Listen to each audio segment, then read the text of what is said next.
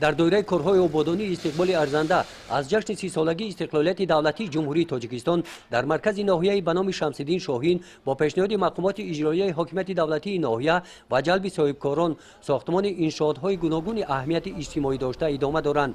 طبق اطلاع رهبریت جماعت دهات شوراباد برای در سطح بلند استقبال گرفتن جشن 30 سالگی استقلالیت دولتی جمهوری تاجیکستان سهم صاحبکاران و شخصان سخاوت‌پیشه در بنیاد میدانچه‌های ورزشی سالمگردانی راه‌ها کارگاه‌های استحصالی مخصوصاً آباد و زیبا گردانیدن محل زیست گلگشت و میدان‌ها کلان میباشد. اکثریت از مرکزهای خدمت رسانی که پورا در مرکز نویه و استفاده داشتند اینچنین بازار مرکزی و یک تا ترولوری بلوپشته‌ای ورزشی و اینچنین میدان ورزشی در ده خیرکاران حرکت پورا به استفاده داشتند. اکثریت مرکزهای خدمت رسانی که در قلمرو جماعت هستند امروز فعالیت دارند و در خدمت مردم میباشند. زیاده از 200 تا جای کاری در اینجا تأسیس شده است و در ساختمان ها بیشتر از 300-400 نفر شهروندان جماعت کار و فعالیت دارند.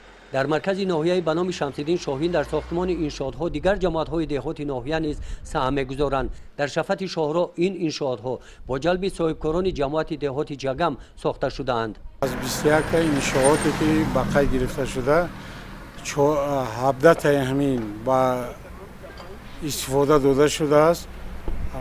باقی مانده همین که 4 تا دیگه که مانده شده است تا جشن استقلالیت با استفاده داده می شود. در ناحیه به نام شمس‌الدین شاهین انشاءات‌های جشنی دوره به دوره مورد استفاده قرار می‌گیرند. طبق نقشه آبادانی روز تجلیل سالگرد کنستیتوسیای جمهوری تاجیکستان در مرکز ناحیه باز 5 انشاءات نو مورد استفاده قرار خواهد گرفت.